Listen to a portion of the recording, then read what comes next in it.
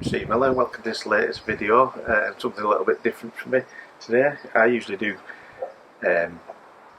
videos on editing before, but this time I just thought I'd share with you a bit of an insight into this bag that I've found for my wildlife photography. It's the Vorn SR10 hunting bag. It's a hip pack. Just a bit of background of why I use this bag now. Like most photographers, I'm not one that goes into the hides and sits and waits for the wildlife. I usually I'll go out for a walk and try and find the wildlife. So it's like hunting really. So I do look at a lot of the hunting websites that sell gear, and I just spotted this bag and just thought I'd share how I use it. And I've never seen any videos about it used for wildlife photography. It's always been for shooting. So just a bit of background. Originally, for stability, I'd use a monopod with a Manfrotto monopod head on it and a quick release plate, which is quite good. It works. Yeah, I used this for years, but it is a bit clunky and it just makes a bit of a noise. So if you try to sneak up on roe deer, foxes and things, not ideal. I still do use this, but mainly like if I know there's something, if I go on to, let's say, do dippers and I'm going to be sat down, it's quite stable. This, it's it's still a good bit of kit. And then I went over to the speedy gimbal. I know a lot of wildlife photographers use this. Very, very good. Yeah, I like it. It's fast. I'll just show you with me. The camera is Olympus setup, 150 to 400, quite a heavy lens, but it's not too bad. It's you can't hold it for a long time, so you do need a monopod or something. So I went over to the speedy gimbal, which is quite good. Same again, you just have to make a little bit of noise, but it's a bit more versatile than the Manfrotto option.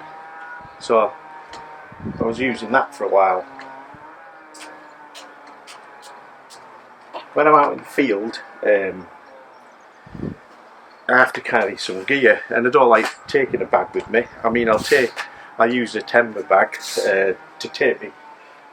I'll use this bag, which is a timber. So I used to take my gear in the car, but then once I'm out of the car, I want to be travelling light really. I don't want to be with a bag on my back or something. So what I used to use, I used an old Billingham bag, and I'd put some little bits of kit in there. I'll just show you what I've got in the bag once I get it set up. But I was looking for things, what can I use? I'm over 60 now, bags over my shoulders, get aching shoulders and things, the camera's quite heavy.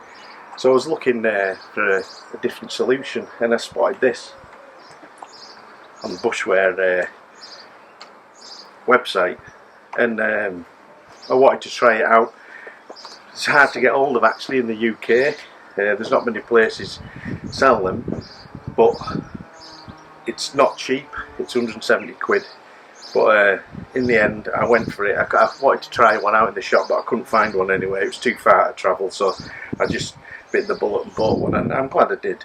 So this is how it works. It's basically a hip pack. So you can put it on over your shoulder. It's all very adjustable. So you have a hip pack. So there's no weight on the shoulder really. It's very comfortable to wear, and there's lots of stuff you can it's quite things you can put in here. I take me water bottle. I have a little mat that I use for do sit down. I have a little neoprene mat that I can sit on. Inside, I take a thermal monocular. It's like I say, my wildlife photography is similar to hunting really. It's where I'd be looking for animals, for roe deer, foxes and things. So very handy thermal monocular for that. Some camo netting. A little bit more camo netting.